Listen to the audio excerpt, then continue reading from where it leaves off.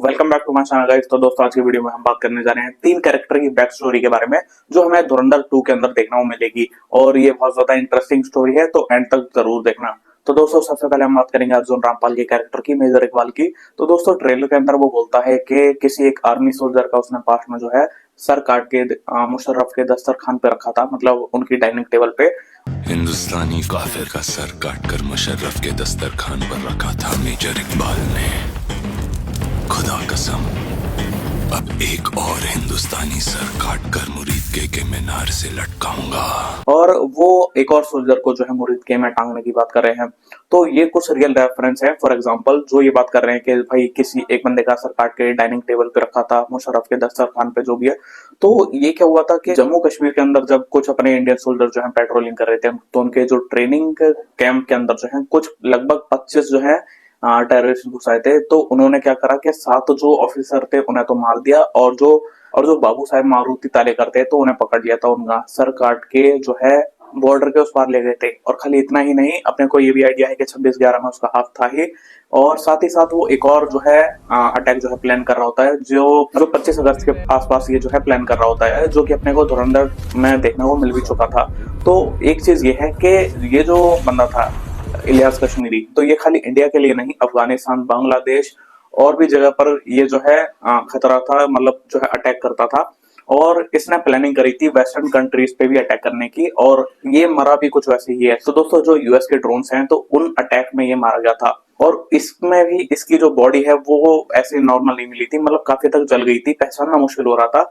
तो काफी हद तक जो है इसका अंदाजा लगाया जाता है, मतलब प्रॉपरली कोई आइडिया नहीं कि प्रॉपरली मर ही गया है। और ये जो हमने मुरीद के वाला जो वर्ड भी सुना है इसके मुंह से, तो वो एक रियल टेररिस्ट जो है कैंप है। तो दोस्तों जो अभी हाल फिलहाल ऑपरेशन सिंदूर हुआ था, तो इसमें भी क्या होता है कि जो टेररिस्ट कैंप पर अटैक होता है, तो उसमें से एक मुरीद का भी था, ठीक है। और आपने सुना भी होगा कि भाई बाहर से उसे मस्जिद की तरह दिखा रखा था, लेकिन बाद में अपने को मतलब जब अटैक होता है तो पता चलता है कि भाई वो टेररिस्ट जो है कैंप था, जिसकी खबर ऑलरेडी इंडियन इंटेलिजेंस को थी। तो दोस्तों अर्जुन रामपाल का कैरेक्टर बहुत ज्यादा खतरनाक होने वाला है। और यहाँ तक कि ट्रेलर 2 के एंड में भी हम देखते हैं कि जिस फ्लोर पर जो है रणवीर सिंह का कैरेक्टर हमजा अली जो है वो चढ़ने की कोशिश कर रहा है, तो ये हो सकता है कि इन दोनों की फाइट हो रही हो, ऊपर से फिर जो है यूएस का ड्रोन अटैक कर देता है और वो बिल्डिंग जो है पूरी तरह से कोलैप्स हो जाती है। तो कुछ वैसी एंडिंग अपने को देखने को मिल सकती है, ठीक है।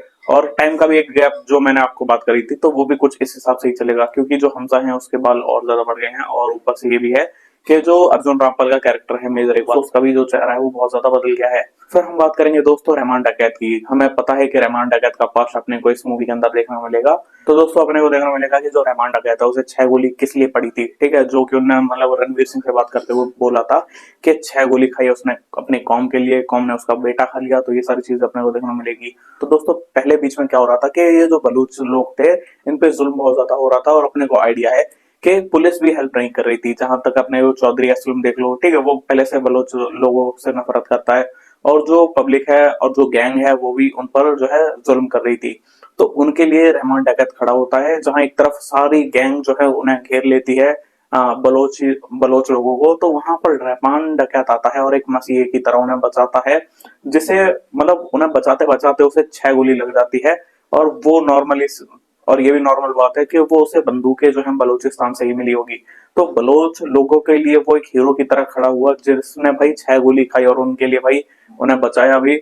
और यहाँ तक कि जब रणवीर सिंह की मूवी धुरंधर स्टार्ट भी होती है, तो जो फ्री में खाना बट रहा होता है, जो रणवीर सिंह खा रहा होता है, तो वो भी रहमान डकैत ही बंटवा रहा होता है। तो ये सारी स्टोरी उसके पास्ट की अपने को देखना मिलेगी ही।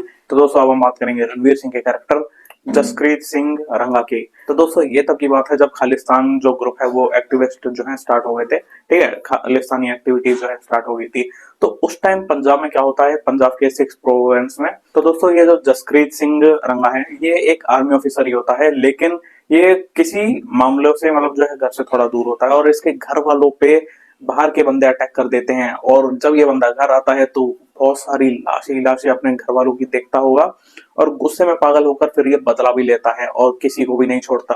और जब ये बदला ले लेता है, ठीक है, अपने ही आर्मी ऑफिसर वाली जो राइफल होती है उससे, तो जब ये बदला ले लेता है तब क्या होता है कि ये खुद एक ऑफिसर है, तो ये कानून को ब्रेक तो कर देता है, लेकिन फिर खुद को सरेंडर भी कर देता है। अब इसकी मेन बात ये भी है कि ऐसा नहीं है कि इसने कंप्लेन वगैरह नहीं करी, लेकिन इसकी सुनवाई नहीं हुई होगी क्योंकि मल्टीपल चीजें ऑलरेडी चल रही होंगी। क्योंकि दोस्तों ये जो खालिस्तानी पंगे चल रहे थे, तो इन सब चीजों को देखते हुए पुलिस भी कहाँ ध्यान दे पाती। तो कुछ ऐसी सिचुएशन हो गई थी। फिर क्या होता है कि जो जसप्रीत सिंह रंगा जो था, तो भाई इसे जेल में डाल दिया होगा लाइफ टाइम के लिए। लेकिन फिर क्या होता है कि ऑपरेशन धुरंधर स्टार्ट हो जाता है और उसे बिना कहीं बताए, मतलब चुपचाप जो है उसे गायब करवा के उसे सामने ले आते हैं अपने आर माधवन के, यानी कि अपना अजीत डोभाल के सामने। और फिर जो है उस बंदे को उसकी सारी जितनी भी हिस्ट्री होती है, रिकॉर्ड होते हैं, वो सब मिटा दिए जाते हैं और उसे ट्रेनिंग दी जाती है, क्योंकि देश की भलाई के लिए एक देश का ऑफिसर ही सबसे बढ़िया होगा, वो धोखा नहीं दे सकता।